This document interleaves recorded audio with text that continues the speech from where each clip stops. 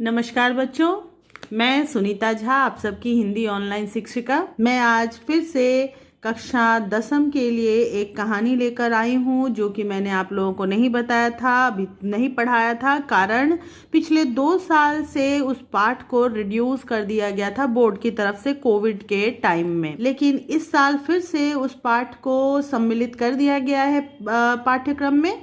अतः मैं उस पाठ को एक्सप्लेन करने के लिए, आप लोगों को समझाने के लिए ये वीडियो बना रही हूँ। और ये साहित्य सागर का पाठ है जो कि आईसीएसई बोर्ड में पढ़ाया जाता है। तो बच्चों, कक्षा 10वीं की परीक्षाएं बहुत जल्दी होने वाली हैं। कई स्कूल में प्री बोर्ड हो चुके होंगे, कई स्कूल में प्री बोर्ड होने वाले होंगे और हो भी रहे होंगे। तो ज़रूर से इन 2-3 पाठों को ध्यान रखिएगा, क्योंकि पिछले 2 साल से ये पाठ नहीं थे। तो अंदाज़ा लगाया जा सकता है कि इस परीक्षा में इस पाठ को तरजीह दी जाए। इस पाठ का नाम है संदेह, जिसे लिखा है जयशंकर प्रसाद जी ने। जयशंकर प्रसाद जी एक वैसे कवि हैं, विशेषकर ये कविताएं लिखते हैं, लेकिन हाँ, इनकी कहानियां भी बहुत ज़्यादा प्रसिद्ध हुई हैं। मुख्य रूप से ये छायावाद के कवि माने जाते रहे हैं। छायावाद का अर्थ होता है ऐसे कवि जो कि प्रकृति और मानवीय भावनाओं को इस प्रकार से जोड़ते हैं, इस प्रकार से उसकी कहानी बताते हैं, जिससे कि व्यक्ति के मन में वो वर्णन जो होता है चित्र के समान अंकित हो जाता है। छायावाद के मुख्य 4 स्तंभ माने जाते हैं, जिसमें जयशंकर प्रसाद, सूर्यकांत त्रिपाठी निराला, महादेवी वर्मा और सुमित्रा नंदन पंत हैं। तो उन 4 स्तंभ यानी पिलर में से एक जयशंकर प्रसाद की ये कहानी है संदेह, और उनके विषय में यहाँ पे कुछ दिया हुआ है जैसा कि मैंने बताया है। तो वो थोड़ा सा आप लोग देख लीजिएगा, बहुत ज़्यादा तो नहीं पूछा जाता है कवि के बारे में या लेखक के बारे में, लेकिन फिर भी थोड़ा सा देख लेने से नुकसान नहीं होगा। अगर कोई पाठ पूछा जाए या पूछा जाए कि वो कौन सी तरह की कहानियाँ लिखते थे, तो वो आपके लिए आसान रहेगा लिखने में। खैर, आगे बढ़ते हैं। पाठ का नाम है संदेह। संदेह नाम से ही समझ में आता है कि इस पाठ में संदेह या शंका यानी डाउट्स की बहुत ज़्यादा गुंजाइश होगी। तो हम लोग इस पाठ को पढ़ के देखते हैं कि आखिर संदेह कहाँ है। तो बच्चों, जैसा कि मैंने बताया कि प्रसाद जी की जो लेखन शैली है वो प्रकृति को मानवीय भावनाओं से, मनुष्य से या व्यवस्था से जोड़ के देखती है। तो उनकी भाषा थोड़ी सी क्लिष्ट हो सकती है, आपको थोड़ा ध्यान लगा के इस पाठ को सुनना पड़ेगा, क्योंकि उन्होंने जो एग्जाम्पल्स दिए हैं और जिस तरह से प्रकृति को मनुष्य से जोड़ा है वो समझना आसान ऐसे नहीं होगा जब तक आप सुनेंगे नहीं। तो मैं अभी एकदम से एक एक शब्द, एक एक लाइन पर जोर देते हुए ये पाठ बना रही हूँ, तो उनको ध्यान से सुनिए, ठीक है। तो सबसे पहले ये कहानी शुरू होती है राम निहाल यानी हमारे पाठ के मुख्य किरदार के कमरे से। राम निहाल अपना बिखरा हुआ सामान बांधने में लगा हुआ है। जंगले में धूप आकर उसके छोटे से शीशे पर तड़प रही है। जंगले मतलब खिड़की। खिड़की पर धूप आकर ऐसे लग रहा था कि जैसे वो तड़प रही है, अंदर आने के लिए छटपटा रही है। ये लेखन शैली है उनकी। धूप को मनुष्य के रूप में बताया गया है, जैसे उसकी भी कोई भावना हो। खैर, तो खिड़की पर धूप ऐसे लग रहा, ऐसे पड़ रही थी जैसे लग रहा है कि वो तड़प रही हो, छटपटा रही हो। अपना उज्जवल आलोक खंड, वह छोटा सा दर्पण बुद्ध की सुंदर प्रतिमा को अर्पण कर रहा था। कहने का मतलब है कि एक छोटा सा प्रकाश का खंड है जो दर्पण पर पड़ रहा है, और दर्पण पर से रिफ्लेक्ट होकर बुद्ध की प्रतिमा पर वो ऐसे गिर रहा था, वो प्रकाश ऐसे गिर रहा था जैसे लग रहा था कि वो प्रतिमा को अपना स्वयं यानी अपना प्रकाश अर्पित कर रहा हो, चढ़ा रहा है, जैसे हम लोग फूल या नैवेद्य चढ़ाते ना, बिल्कुल उसी तरह से। किंतु प्रतिमा ध्यान मग्न थी। लेकिन प्रतिमा जो थी बुद्ध की, भगवान बुद्ध की, वो तो ध्यान में मग्न थी। तो उसको इस बात से क्या फर्क पड़ता है कि कौन उस पर क्या चढ़ा रहा है और उसके सामने क्या रखा हुआ है। तो उसने प्रतिमा कोई प्रतिक्रिया नहीं करती है उस प्रकाश खंड को पाने के बाद भी। प्रतिमा तो प्रतिमा है, इस तरह से वो ध्यानमग्न थी कि उसकी आंखें जो थी वो भी धूप से नहीं चौंधियाती थी। जैसे एक व्यक्ति हो, अचानक से उसके चेहरे पे प्रकाश हो आए या कोई भी तरह की रोशनी आए तो उसकी आंखें चौंधिया जाती है, बंद हो जाती है। लेकिन प्रतिमा आंख बंद करके ध्यान में मग्न थी और उस पर कोई प्रभाव नहीं पड़ा था। प्रतिमा का शांत गंभीर मुख और भी प्रसन्न हो रहा था, किंतु राम निहाल उधर देखता न था। यहाँ पे बताया गया है कि प्रतिमा यानी कि मूर्ति जो थी शांति से बैठी हुई थी। भगवान बुद्ध की प्रतिमा थी तो वो तो शांत रह रही थी, साथ ही ऐसा लग रहा था जैसे कि वो प्रसन्न भी हो रहा है उस प्रकाश खंड को पाने के बाद। पर राम निहाल का ध्यान उधर नहीं था। उसके हाथों में था कागजों का बंडल, जिसे संदूक में रखने से पहले वह खोलना चाहता था। वो एक कागजों का बंडल लेकर खड़ा था।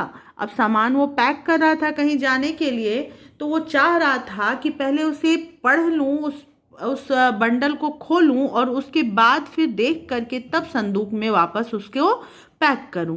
पढ़ने की इच्छा थी, फिर भी न जाने क्यों हिचक रहा था और अपने को मना कर रहा था, जैसे किसी भयानक वस्तु से बचने के लिए कोई बालक को रोकता हो।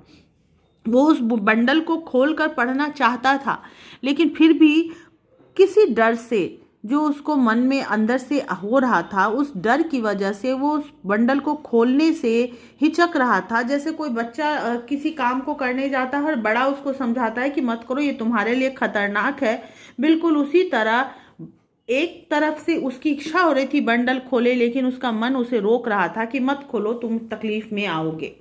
बंडल तो रख दिया पर दूसरा बड़ा सा लिफाफा खोल ही डाला, और इस वजह से जो उसका मन उसको उस बंडल को खोलने से रोक रहा था, वो उस बंडल को रख देता है बिना खोले ही संदूक में। पर एक लिफाफे को वो खोल देता है, उसको खोलने से खुद को नहीं रोक पाता। एक चित्र उसके हाथों में था और आंखों में थे आंसू, और उस लिफाफे को खोलकर वो एक चित्र निकालता है और आंखों में आंसू भरकर उस चित्र को देखता है। कमरे में अब 2 प्रतिमाएं थी। फिर से यहाँ एग्जाम्पल है, प्रकृति और मनुष्य को एक बताया जा रहा है। मतलब इससे पहले हमने बुद्ध देव की एक प्रतिमा के बारे में पढ़ा, अब उस कमरे में 2 प्रतिमाओं सी महसूस होती है। एक बुद्ध देव की प्रतिमा तो पहले से थी, जो कि बुद्ध देव अपनी विराग महिमा में निमग्न थे, और राम निहाल राग शैल सा अचल, जिसमें हृदय का द्रव्य आंसुओं की निर्झरणी बनकर धीरे धीरे बह रहा था। पहली प्रतिमा बुद्ध देव अपनी विराग महिमा में निमग्न थे। विराग का मतलब होता है मोह माया से दूर रहना, जो वैराग ले चुका हो, जिसको संसार से, सांसारिक माया से कोई मतलब ना रह गया हो। तो उस वैराग की महिमा में वो मग्न थे, एकदम से डूबे हुए थे। लेकिन जो दूसरी प्रतिमा बनी हुई थी, प्रतिमा एक इंसान था, और वो इंसान भावनाओं से ओतप्रोत था, भरा हुआ था। वो इंसान कौन था? राम निहाल, जो कि उस चित्र को लेकर बिल्कुल अचल सा खड़ा था, बिना हिले डुले, इसलिए वो प्रतिमा के समान लग रहा था। तो राग शैल सा यानी कि मोह माया से भरा हुआ, विराग यानी जिसने मोह माया को त्याग दिया हो। लेकिन राग का मतलब मोह और माया, ममता, जो सांसारिक मोह जाल है वो।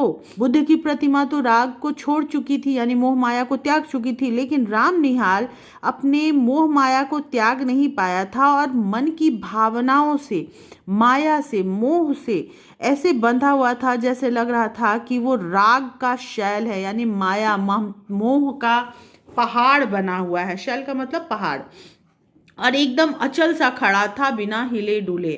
अचल मतलब भी पहाड़ ही होता है, जिसमें से हृदय का द्रव्य आंसुओं की निर्झरणी बनकर धीरे धीरे बह रहा था।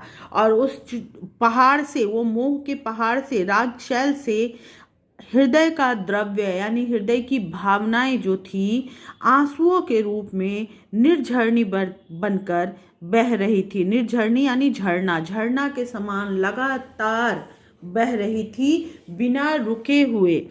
तो इसलिए यहाँ पे आंसुओं को झरना से तुलना किया गया है, क्योंकि ये आंसू जो है उसके हृदय का द्रव्य है, हृदय की भावनाएं जो हैं आंखों से बह रही है और लगातार बह रही है, वो रुक नहीं रही है, इसलिए उसे झरना कहा गया है। किशोरी ने आकर हल्ला मचा दिया, भाभी, अरे भाभी, देखा नहीं तूने ना, निहाल बाबू रो रहे हैं, अरे तू चल भी। किशोरी एक लड़की है जो कि आकर अपनी भाभी को कहती है कि राम निहाल रो रहे हैं, तुम वहां चलो, देखो क्यों रो रहे हैं। श्यामा यानी उसकी भाभी जो है वहां आकर खड़ी हो गई। उसके आने पर भी राम निहाल उसी भाव में विस्मृत सा अपनी करुणा धारा बहा रहा था। तो जब श्यामा वहां आकर खड़ी हो गई ना, उस समय भी राम निहाल बिल्कुल उसी रूप में, बिल्कुल उसी तरह अचल खड़ा था, हिला डुला नहीं, क्योंकि उसे एहसास ही नहीं हुआ कि कोई वहां आ चुका है। विस्मृत सा, एकदम खोया हुआ सा वहां पर करुणा की धारा बहा रहा था, यानी करुणा, उसकी जो तकलीफ थी उसकी धारा आंसुओं के रूप में उसकी आंखों से बह रही थी। श्यामा ने कहा, निहाल बाबू। निहाल ने आंखें खोलकर कहा, क्या है? अरे मुझे क्षमा कीजिए। फिर आंसू पोंछने लगा और तब उसे एहसास हुआ कि उसके कमरे में उसके सामने कोई और भी खड़ा है और वो अपने आंसू पोंछने लगता है। बात क्या है, कुछ सुनो भी। तुम क्यों जाने के समय ऐसे दुखी हो रहे हो? क्या हम लोगों से कुछ अपराध हुआ है? श्यामा पूछती है कि तुम जाते समय इस तरह से जो रो रहे हो, क्या बात है, तुम इतने दुखी क्यों हो रहे हो? हमसे कोई गलती हो गई? राम निहाल कहता है, तुमसे अपराध होगा? यह क्या कह रही हो? मैं रोता हूं, इसमें मेरी ही भूल है। प्रायश्चित करने का यह ढंग ठीक नहीं है, यह मैं धीरे धीरे समझ रहा हूं, किंतु करूं क्या, यह मन नहीं मानता। राम निहाल ये बात जो कहता है तुमसे अपराध होगा, यह क्या कह रही हो, कहने से का मतलब है कि वो श्यामा को इतना मानता है और श्यामा इतनी प्रतिष्ठित महिला है, अच्छी महिला है कि उससे अपराध होना संभव ही नहीं है। राम निहाल के रोने का कारण श्यामा हो ही नहीं सकती है। अगर वो रो भी रहा है तो इसमें गलती उसकी अपनी ही होगी, उसकी ही भूल होगी जिस वजह से वो रो रहा है। और प्रायश्चित करने का ढंग, यानी वो जो भागकर, वो जो वहाँ से उस शहर को या श्यामा के घर को छोड़कर जा रहा है, वो ढंग उसे सही नहीं लग रहा है, लेकिन फिर भी वो कुछ नहीं कर सकता और उसका मन जो है वो मान नहीं रहा है कि वह वहाँ पे रहे और अपने जो कार्य चल रहा था, जो गलतियां उससे हो गई थी, उस गलती को और आगे वो बढ़ाए। खैर, कहानी में हम आगे जानेंगे कि उससे गलतियां क्या हुई थी, वो हम पढ़ते हैं, धीरे धीरे सब समझ में आ जाएगा। श्यामा जैसे सावधान हो गई जब राम निहाल ने ये कहा कि मुझसे जो भूल हुई है उसका प्रायश्चित का ये तरीका नहीं है, तो उस भूल के बारे में जानने के लिए, उस प्रायश्चित के बारे में जानने के लिए श्यामा एकदम से सावधान हो गई कि आखिर बात क्या है। उसने पीछे फिरकर देखा कि किशोरी खड़ी है।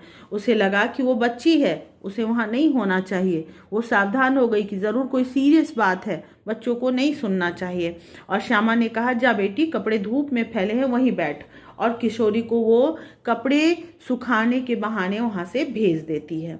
अब जैसे सुनने के लिए प्रस्तुत होकर श्यामा एक चटाई खींचकर बैठ जाती है।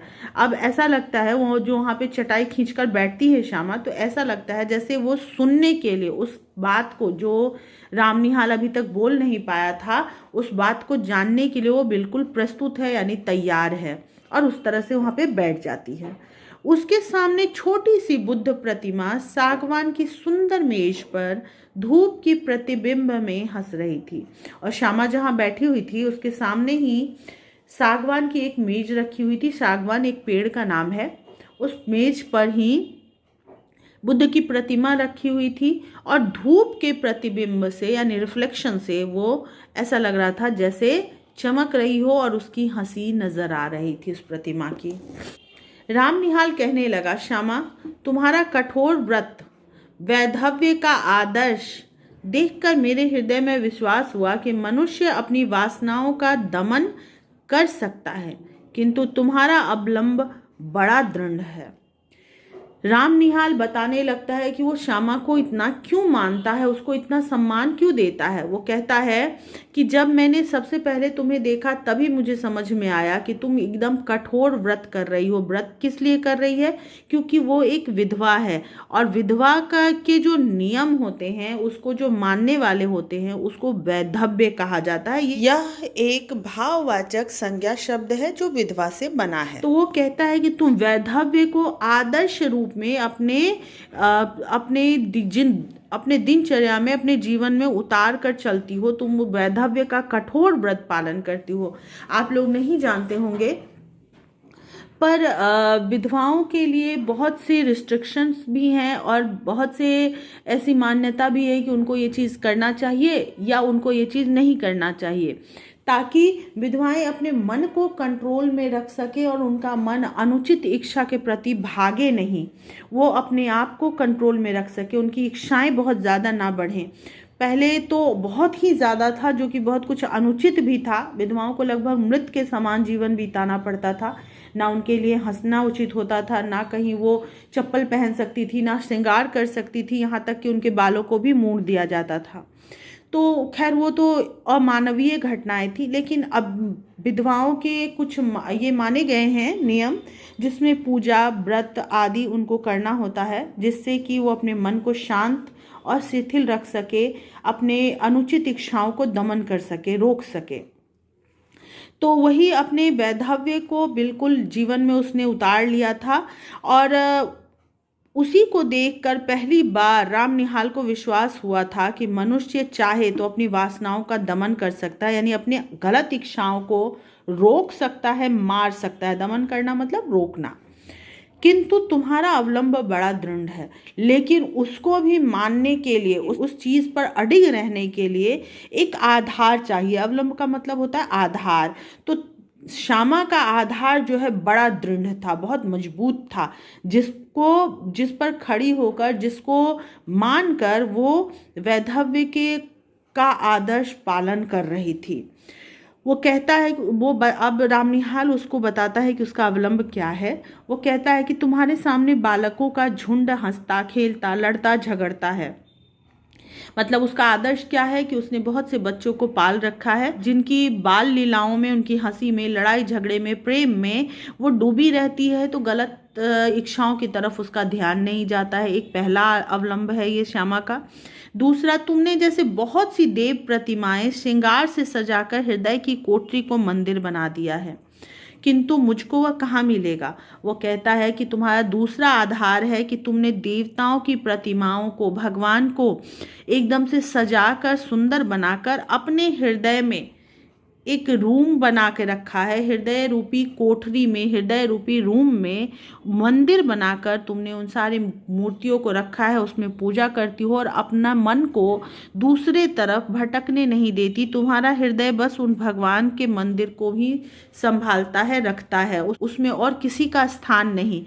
इसी वजह से तुम इस चीज़ को अपना पाई हो और अपने जीवन को इतना दृढ़ बनाकर रख पाई हो। किंतु मुझको कहाँ मिलेगा ऐसा अवलंब। वो रामनिहाल कहता है कि मैं ऐसा अवलंब कहाँ से पा सकता हूँ, मैं अपने मन को इतना दृढ़ कैसे बना सकता हूँ, मैं नहीं कर सकता, तुम महान हो।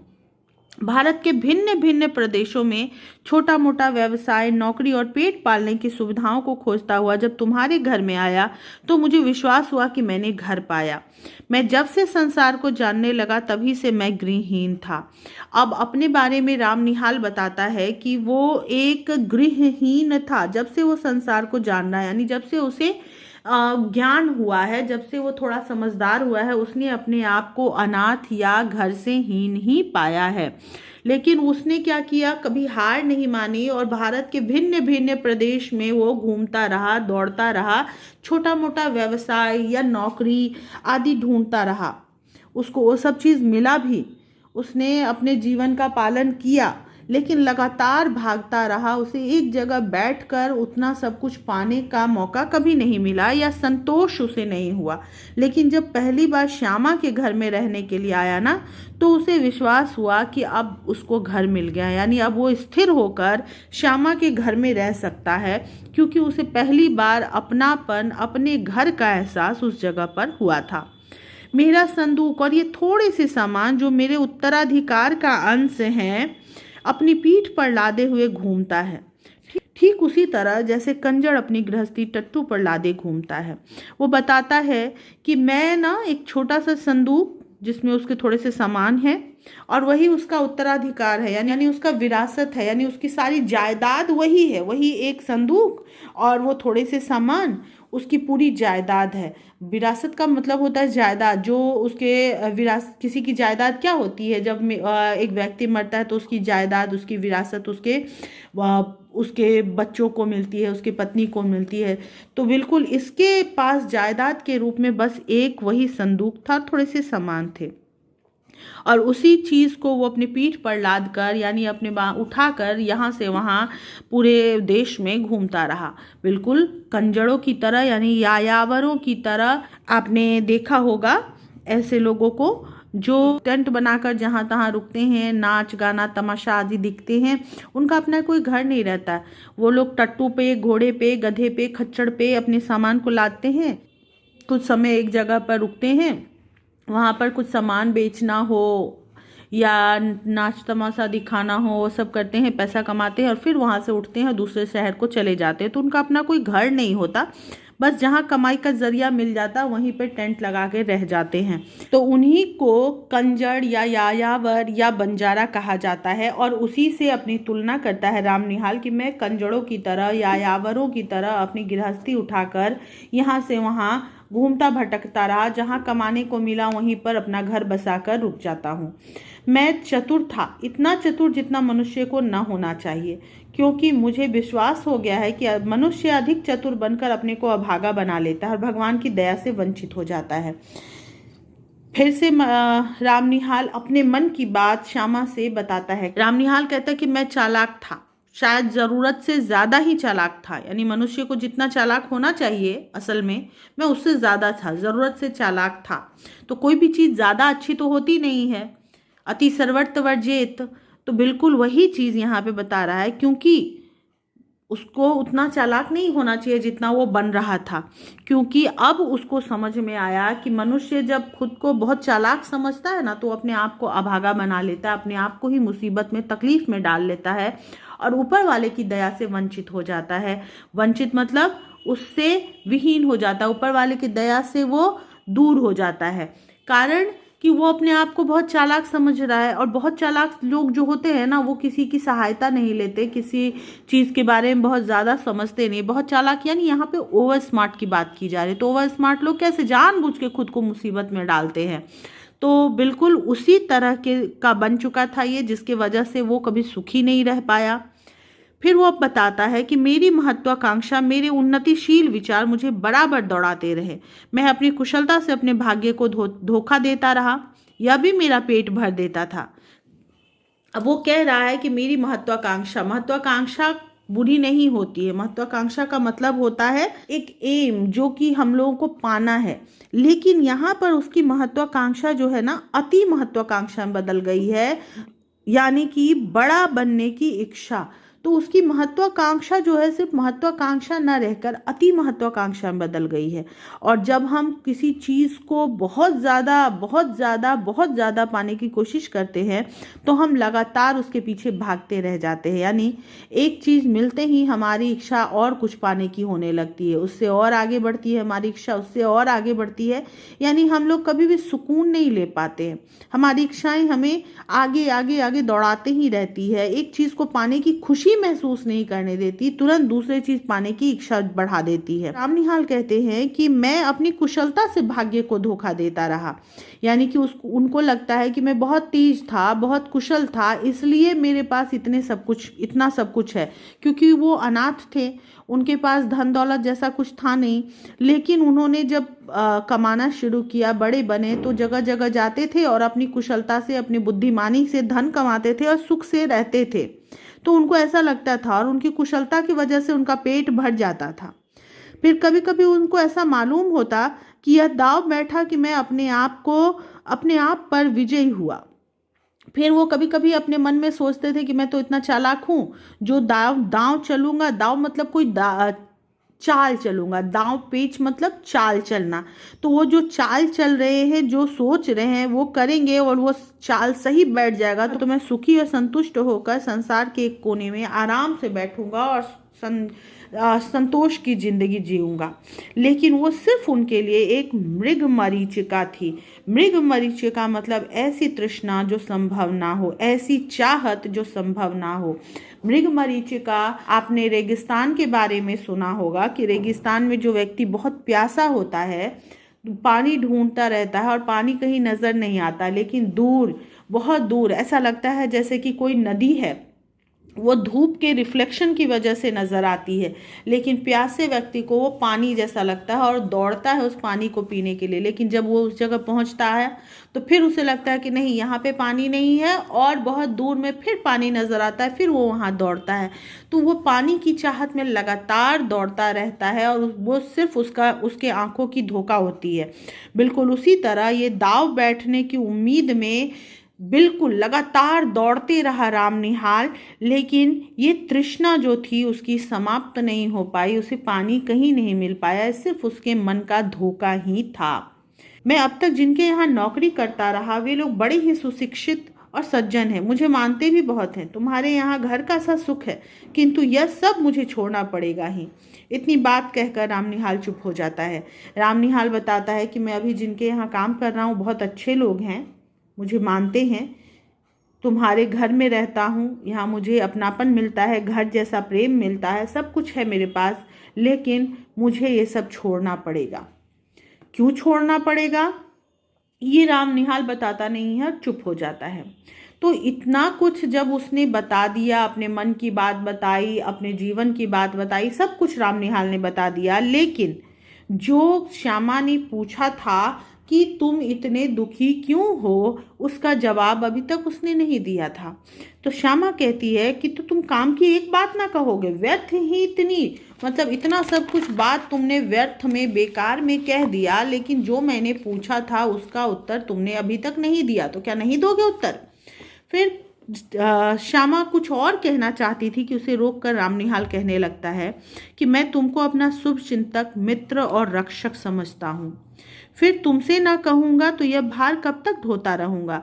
राम निहाल कहता है कि श्यामा, तुम जो हो मेरी एकमात्र ऐसे शुभ चिंतक हो, मेरा भला चाहने वाली हो, जिसको मैं अपना मित्र भी मानता हूँ और संरक्षक भी मानता हूँ, यानी तुम मेरा भला चाहती हो, मैं मानता हूँ। तो ये सारी बात, अपनी मन की बात या अपनी तकलीफ तुमको नहीं बताऊंगा, तो मैं कब तक इसको बोझ की तरह अपने ऊपर अकेले ढोता रहूँगा, लादता रहूँगा, दौड़ता रहूँगा।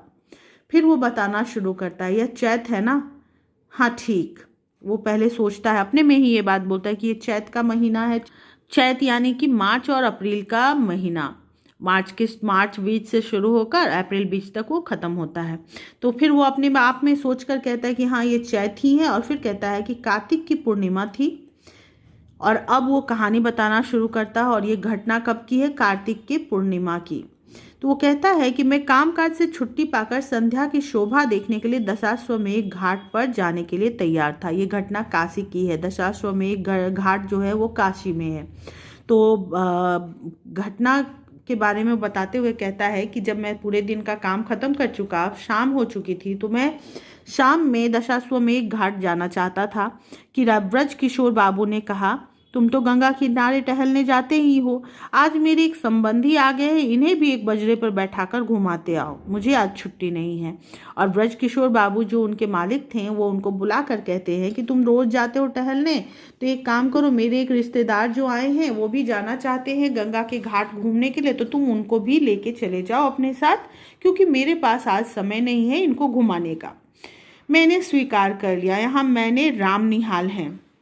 ऑफिस में बैठा रहा, थोड़ी देर में भीतर से एक पुरुष के साथ एक सुंदरी स्त्री निकली और मैं समझ गया कि मुझे इन्हीं लोगों के साथ जाना होगा। वो इंतज़ार कर रहे थे, लेकिन जब एक औरत और एक आदमी वहाँ आते हैं तो उनको अंदाज़ा हो जाता है कि इन लोगों को घुमाना है। फिर ब्रजकिशोर बाबू आकर कहते हैं कि मान मंदिर घाट पर बजरा ठीक है, नाम निहाल आपके साथ जा रहे हैं, कोई असुविधा ना होगी, इस समय मुझे क्षमा कीजिए, आवश्यक काम है।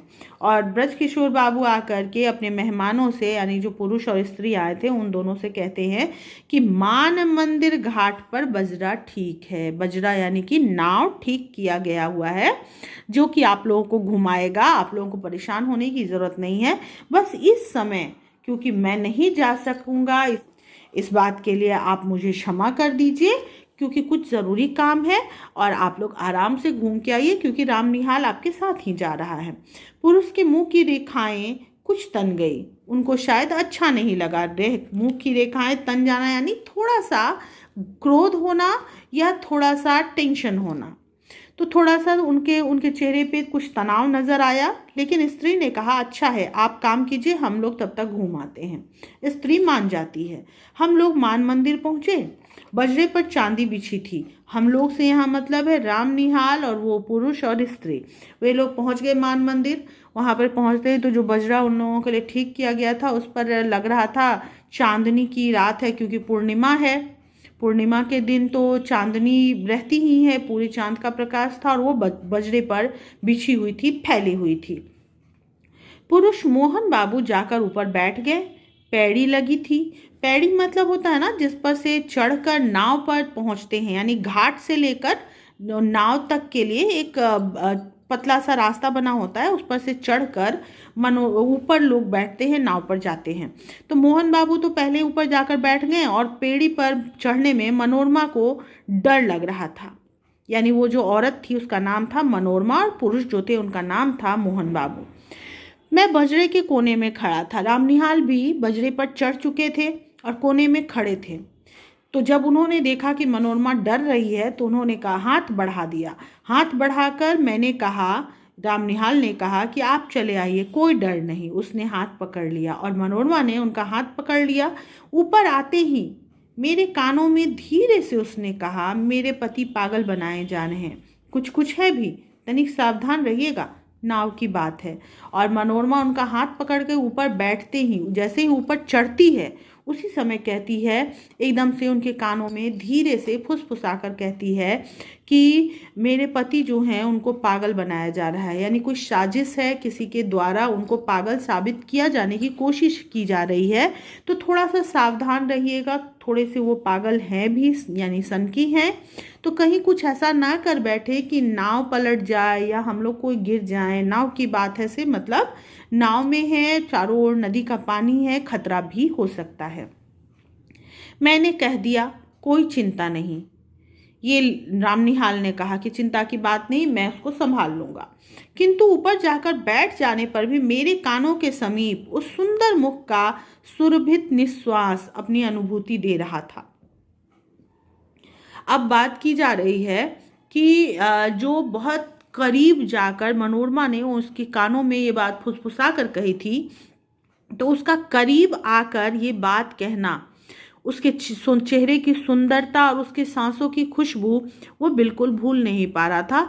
ऊपर बैठकर भी वो उसी के बारे में सोच रहा था। सुरभित मतलब खुशबूदार, अपनी अनुभूति दे रहा था। और वो सांसें जो थी, वो निश्वास जो थी खुशबूदार, वो उनको उस चीज़ की अनुभूति अभी तक दे रही थी। अनुभूति मतलब एहसास अभी तक दे रही थी। मैंने मन को शांत किया, चांदनी निकल आई थी। फिर उन्होंने अपने आप पर कंट्रोल किया, उस बात को भूलने की कोशिश की। तब तक चांदनी भी पूरी फैल चुकी थी। घाट पर आकाश दीप जल रहे थे। आकाश दीप मतलब लंबे लंबे खंबे होते हैं और उस पे लालटेन जला दिया जाता था। अब तो लाइट्स हैं चारों तरफ, बल्ब जलता है, लेकिन पहले लालटेन भी जलता था, या अभी भी जो लाइट और ऊंचे आसमान की तरफ लंबे खंबे पे जलाया जाता है उसको आकाशदीप कहते हैं। और ऐसा आकाशदीप इसलिए नदियों में, समुद्रों में जलाया जाता है ताकि जो नाव है या जो जहाज होते हैं रात के समय उनको कहीं पहुंचना होता है तो वो रास्ता ना भटके, बल्कि उस दिए को देखकर या उस लाइट को देखकर सही जगह पर, सही बंदरगाह पर पहुंच सके।